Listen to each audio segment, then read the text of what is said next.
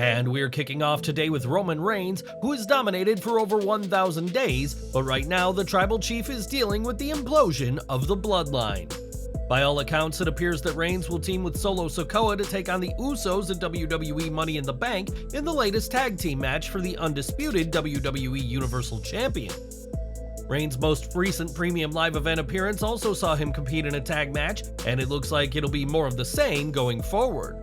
According to BWE, a proven WWE insider source, there's been another tag team match discussed for Reigns, one that fans will likely not be thrilled with.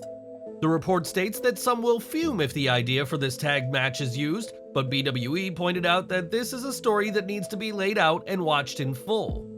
If another tag team match is in the works, then it may be months before we see Roman Reigns defend his undisputed WWE Universal Championship, which received a brand new look on last week's SmackDown. On tonight's show, Jey Uso will make the right decision or else, according to Paul Heyman, and not only is a tag match planned for London, but another is in the works for down the line. But what do you think to all this? Do you like the sound of a third Roman Reigns tag match at a premium live event, or should he be defending his title more? Let us know in the comments. Even before LA Knight qualified for the men's Money in the Bank ladder match, many fans and sources were considering him a favorite to win.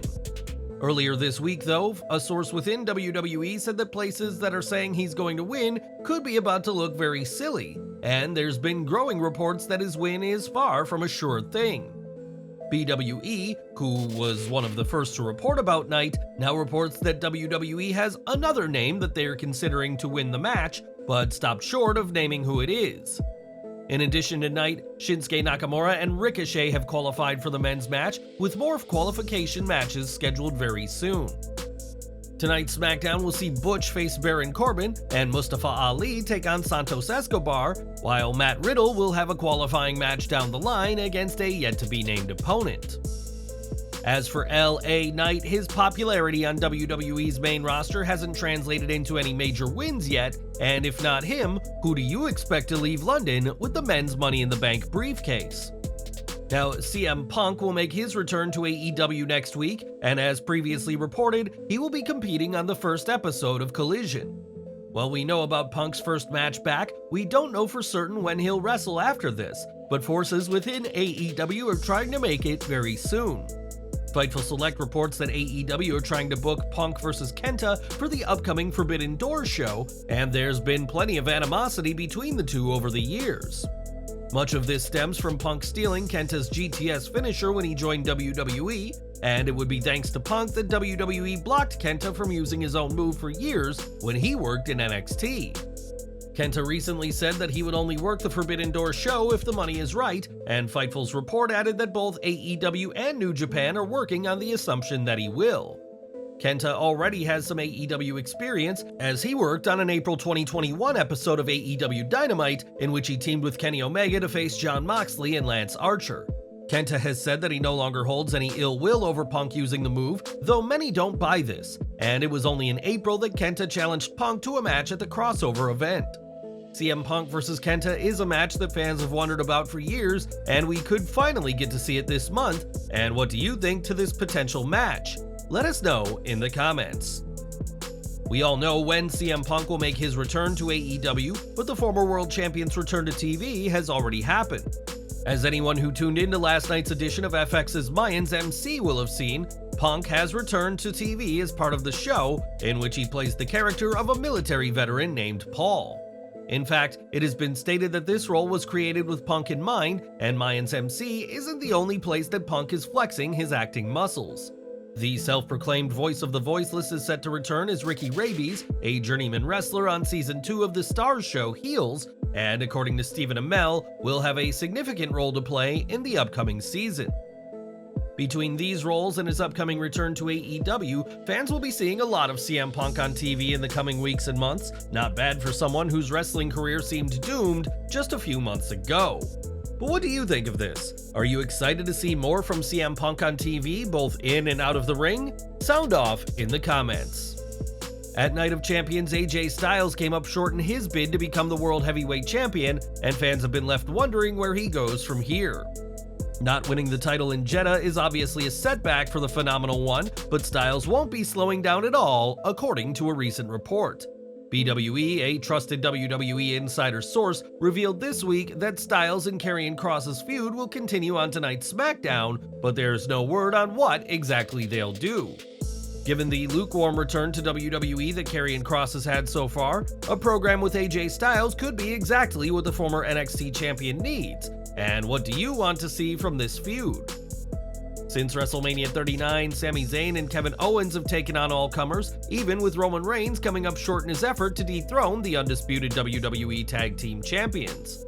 More recently, Zayn and Owens have been feuding with Imperium, but it appears that the European group won't be the next in line for a shot at the tag team titles. As BWE reported, a tag team gauntlet match will be taking place on SmackDown, with the victors earning a title match against the two Canadians. While Zayn and Owens are Raw superstars, they can be challenged by SmackDown tag teams, as there is only one set of men's tag gold on WWE's main roster, and it'll be interesting to see who earns a shot at the real-life best friends. Since starting up in 2019, AEW has never shied away from working with other promotions and has partnered with New Japan and Impact Wrestling in the past.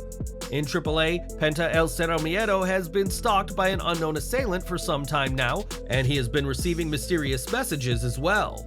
Now we know who this mysterious figure is, as during the most recent AAA event, AEW's QT Marshall was revealed to be the stalker, attacking Penta from behind.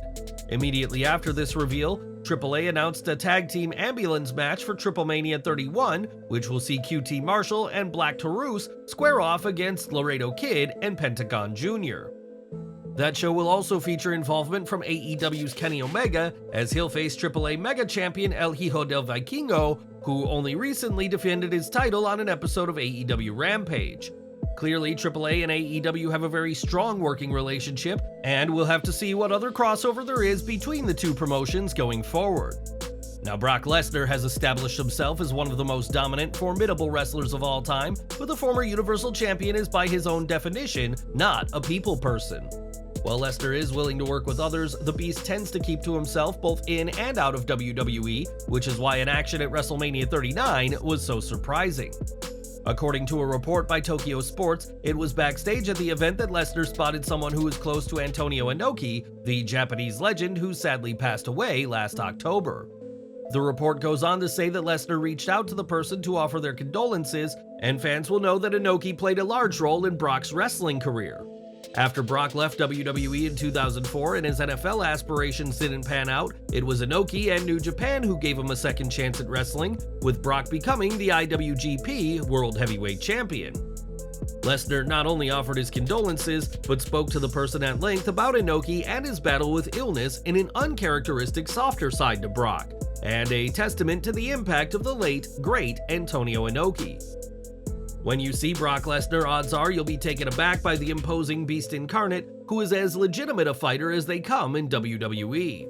This week though, fans saw a different side to the Beast, at least in the video game world, as somebody shared a clip of Lesnar in WWE 2K23 performing the Fortnite dance.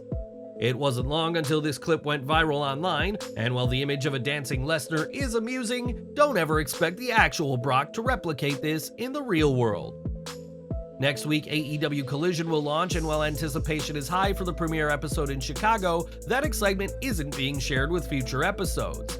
As we previously reported, ticket sales for outside of Chicago are doing very poorly, and it's not just Collision which is seeing this problem. AEW took over the Broadmoor World Arena in Colorado Springs this week for Dynamite, and despite an exciting 2 hours of programming, the show sold very poorly. AEW's production team made sure to shoot the arena to make it appear that they were packed to the rafters, but that was not the case, and the event was less than 2/3 full when the show began.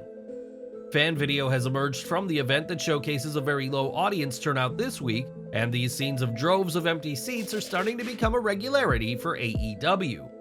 Even at Double or Nothing, one of AEW's biggest events of the year, the show was nowhere near packed, and Pat McAfee took aim at the event, saying the images of rows and rows of empty seats show the perils of not being on the hard cam. A lot has been said about AEW's success with All In, as the London show will be the company's biggest ever event, but back home, there's scenes playing out that Tony Khan definitely doesn't want you to see.